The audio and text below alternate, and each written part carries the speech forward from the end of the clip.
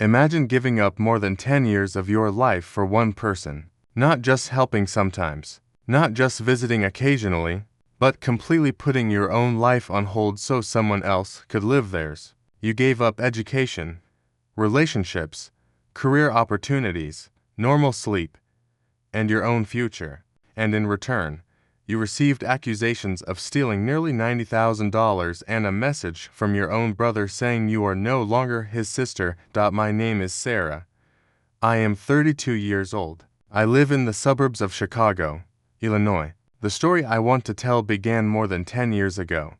When I was 18, Dad passed away from cancer for months after my high school graduation. Everything happened very fast. Mom was left alone in our old house with a big garden that Dad had always taken care of. My older siblings started moving out almost immediately. David, who was 26 at the time, said he found a job in another area and needed to live closer to the office. Emily, who was 24, had just had her first baby and couldn't drive that far. The others also found their reasons.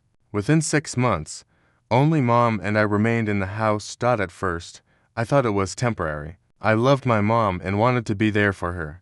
But after the first year, it became clear that no one was coming back. Every time Mom asked someone to visit on the weekend or help with something around the house, the answer was almost always the same. Sarah lives with you. She's younger. She can handle it. I worked as a waitress on day shifts at a small cafe. In the evenings and on weekends, I was home. I cooked, cleaned, reminded Mom to take her medication, and drove her to doctor appointments. For the first 2 years, Mom could still move around and do many things on her own, but gradually, everything began to change. I remember Christmas when I was 20. My siblings came for 2 hours. They brought cheap supermarket gifts, sat in the kitchen talking about their vacations and new cars, and then quickly left. Mom sat in her chair trying to smile. After they were gone, I spent several more hours cleaning the kitchen and listening to her quiet words. They're busy. We can't judge them. That night, I cried in the bathroom for the first time so Mom wouldn't hear. The following year, the falls began. The first one happened in the bathroom. I was at work. A neighbor heard the scream and called an ambulance. When I arrived at the hospital, Mom had a broken hip. I stayed there for almost 3 days. I slept on a plastic chair, ate from vending machines, and called work saying it was a family situation. In the family group chat, David only wrote hope everything's okay and didn't reply again. Emily sent a heart. No one came. After that incident, I started worrying more. Mom began getting confused more often. One time she went outside in her nightgown and couldn't find her way back home. Neighbors brought her back. I started leaving a note with my phone number on the refrigerator and asked neighbors to keep an eye on her if they saw anything unusual. In the 3rd year after Dad's death, I tried to start a relationship. The guy's name was Mike. We met at the cafe where I worked. He was kind and calm. The first few months were good, but then Mom started getting sick more often, and I canceled our dates at the last minute several times. One evening Mike told me, "Sarah, I understand you have a difficult situation, but I can't compete with your mom." We broke up 2 weeks later. I cried for a long time that night. It was the first serious disappointment in my personal life after everything had changed. By the 4th year, things were noticeably worse. Mom started forgetting to take her medication. Sometimes she would go outside and not remember where she was going. I began waking up at night from the smallest noises. I was 22 years old and already felt deeply exhausted. Not just physically, it was a deeper, internal exhaustion.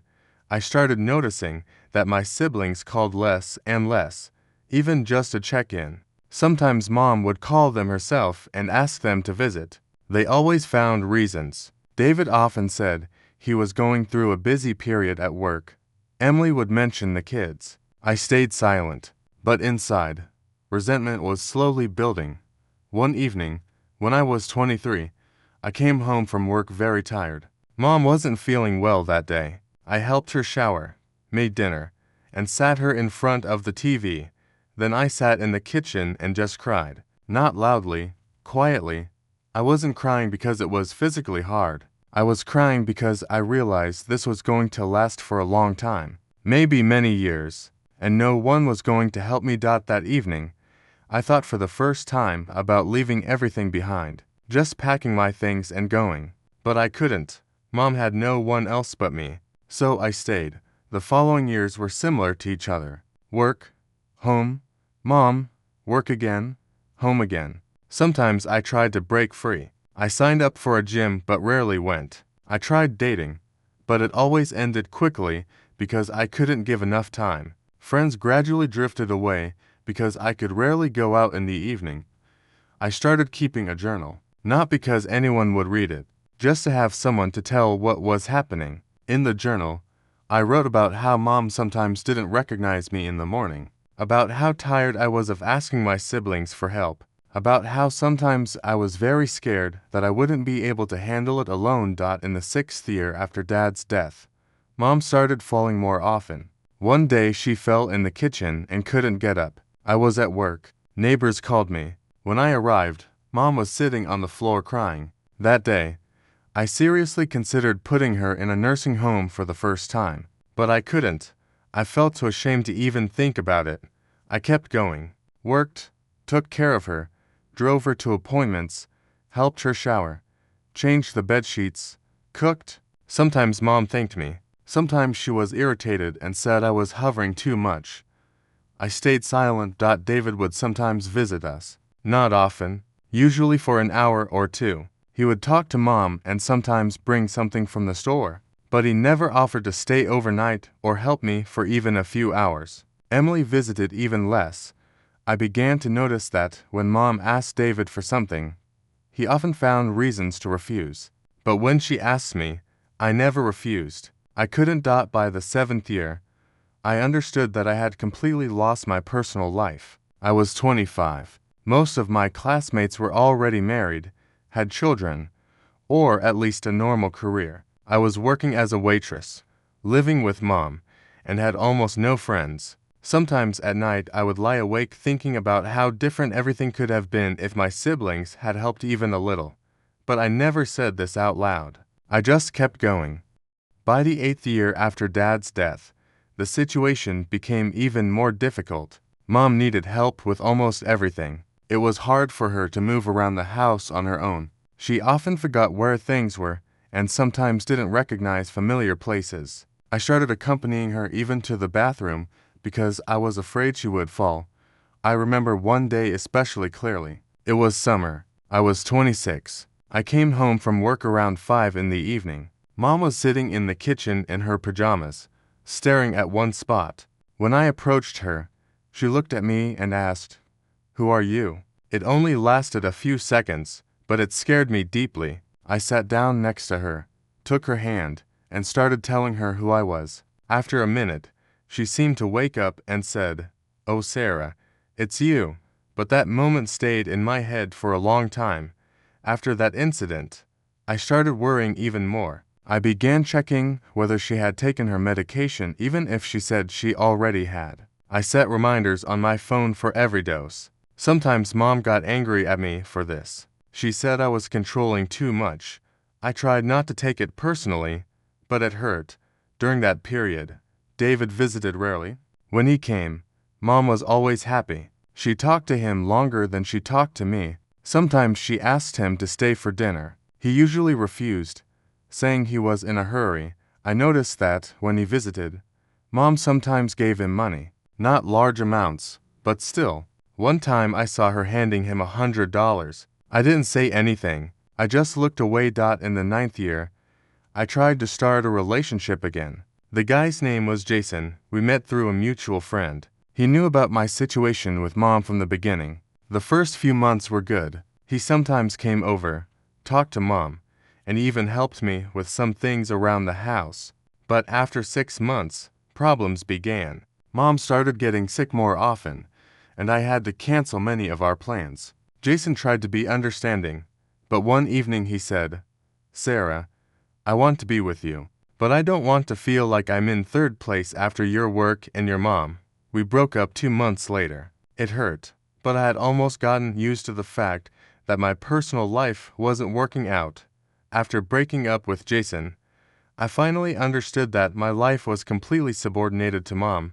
I was 27. I worked as a waitress, lived in my parents' house, had almost no friends, and saw no future for myself. Sometimes at night, I would lie awake thinking about what would happen when Mom was gone. I couldn't imagine myself being free. I no longer knew how to live any other way. In the 10th year, Mom started falling more and more often. One night she fell while going to the bathroom. I heard the noise and ran in. She was lying on the floor and couldn't get up. I helped her. But after that incident, I understood that things couldn't continue like this. I started seriously considering a nursing home, but every time I tried to bring it up, Mom would ask me not to send her there. She would say, "I want to die at home." I couldn't go against her wishes. During that time, I started asking my siblings for help more often. I wrote in the family group chat that things were very hard for me and that I needed at least a few hours a week when someone could sit with Mom. David replied that it was a difficult time at work. Emily wrote that the kids need their mom. The others didn't reply at all. I stopped writing after that. One time when David came over, I tried to talk to him alone. I told him that it was very hard for me and that I couldn't manage everything by myself anymore. He listened and said, "You're the youngest. You can handle it? Mom always loved you more." I didn't answer. I just nodded. After that conversation, I stopped asking him for help. In the 11th year after Dad's death, Mom's condition worsened significantly. She almost never left the house. I started taking fewer shifts at work so I could spend more time with her. Money became tighter and tighter. I began using my savings to buy her medication and hygiene supplies. Sometimes I had to borrow money from a friend. I started keeping more detailed records of expenses. I wrote down how much money was spent on Mom every month. It wasn't because I wanted to get something back from her. It was simply to understand where the money was going. One time I noticed that several $100s had disappeared from Mom's account over the past 6 months without my knowledge. I didn't say anything to Mom.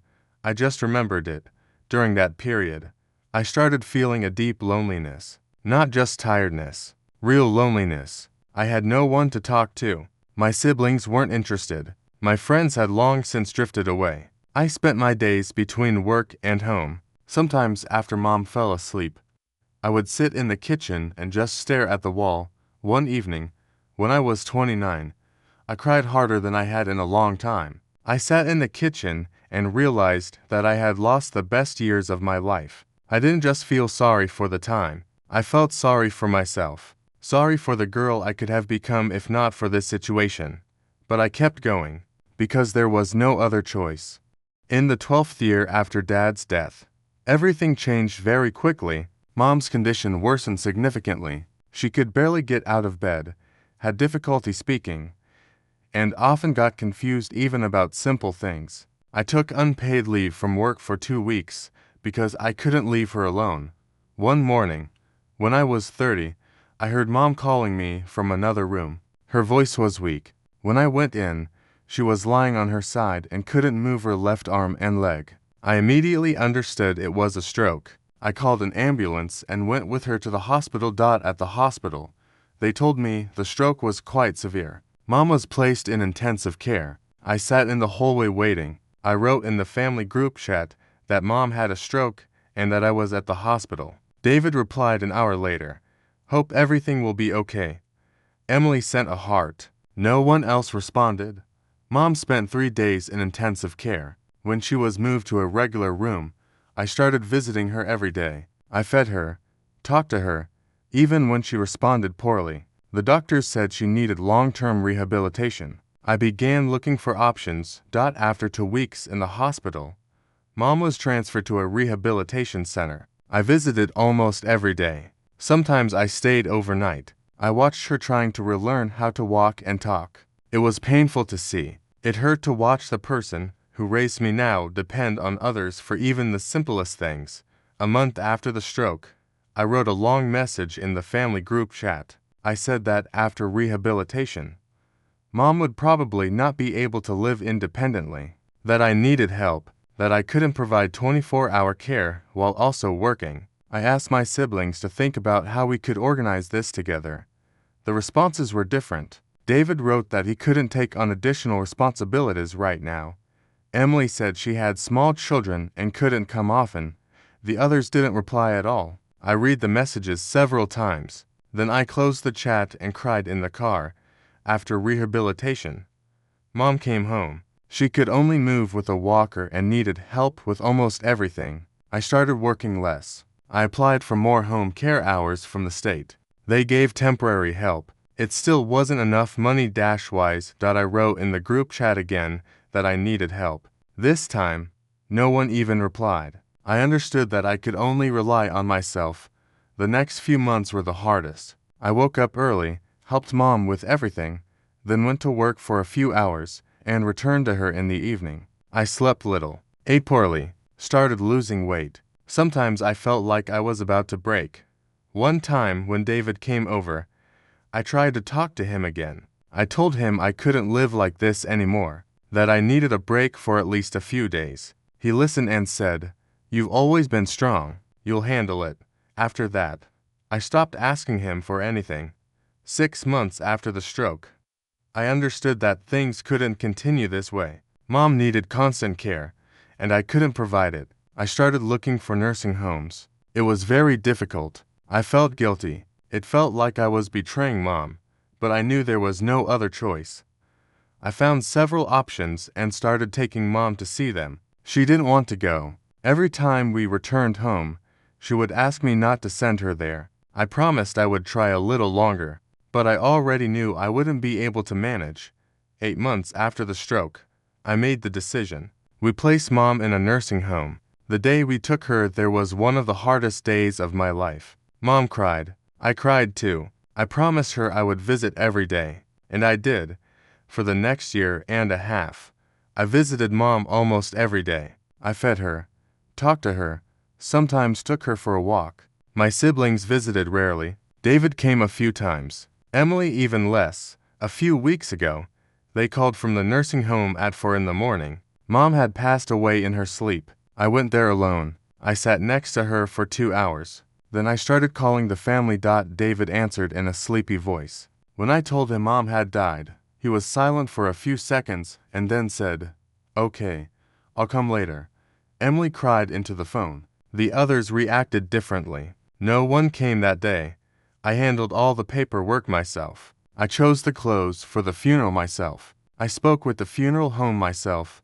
A few days before we placed Mom in the nursing home, she sat me down and said, "Sarah, I took out life insurance. I don't want you kids going into debt because of me. I made you and David beneficiaries equally. I want a simple one-day funeral. Promise." I promised. When David texted me about taking a $10,000 loan for the funeral, I refused. I said Mom wanted a simple funeral. He started pressuring me. He said I was selfish, that I didn't respect Mom. I replied with a long message. I wrote everything that had built up over the years. He didn't reply right away. The next morning, I woke up to a different message. The morning after David sent me the message saying I was no longer his sister and that I had stolen nearly $90,000, I woke up early. I lay in bed staring at the ceiling. My mind was empty. I picked up my phone and read his message again. Then I put the phone on my chest and cried. I cried for a long time. Not loudly, just quietly, with my face in the pillow. It hurt not only because of the words. It hurt because the person for whom I had sacrificed so many years of my life was now painting me as a thief. After I calmed down a little, I got up. I went to the bathroom, washed my face with cold water, and looked at myself in the mirror. My face was swollen, my eyes red. I didn't recognize myself.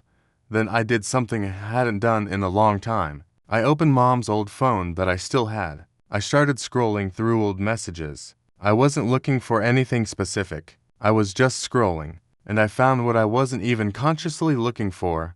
Messages from David to Mom. Many messages. Over the last 3 years, "Mom, can I have $400 for car repair? Don't tell Sarah. She get mad. Mom, 254 bills. I'll pay you back next month. Mom, just 150 please. Things are tight right now. Mom almost always replied the same way. Of course, son, and transferred the money. I counted. Over 3 years, more than $4,000. She gave it to him from her Social Security benefits, while I was saving on everything and sometimes using my own savings to buy her medication. I saved all the screenshots. Then I sat in the kitchen and stared at one spot for a long time, around 11 o'clock. Emily called me. Her voice was nervous. Sarah, did you see David's message? She asked. I saw it. I replied shortly. She was silent for a few seconds. He's really angry. He says you took all of Mom's money, that you lived off her all these years. I laughed quietly, not because it was funny, just from helplessness. Emily, I have all the records, all the bank statements. Every single cent went to Mom, for medication, hygiene supplies, food, taxes to the hospital. I even sometimes added my own money. She was silent again. But David says Mom gave him money, and that you knew about it. I knew, I said. And I stayed silent, because I didn't want to fight. And now he's accusing me of theft.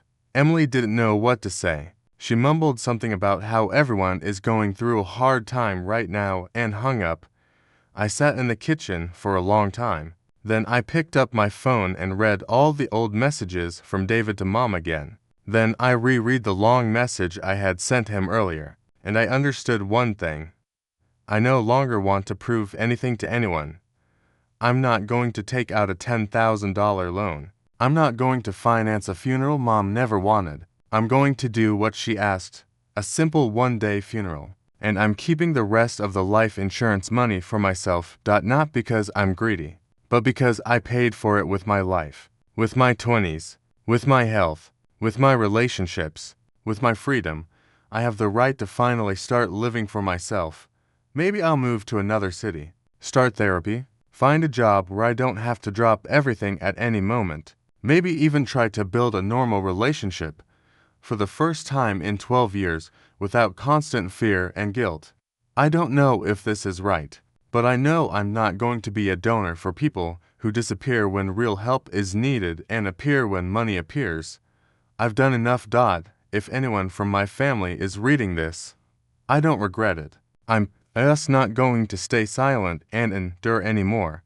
And if anyone is currently in a similar situation, don't wait until you're completely broken. Set boundaries earlier. Say no, even if you feel guilty, because when you finally say enough, they might call you selfish, but the truth will be on your side. Thank you for reading this story to the end.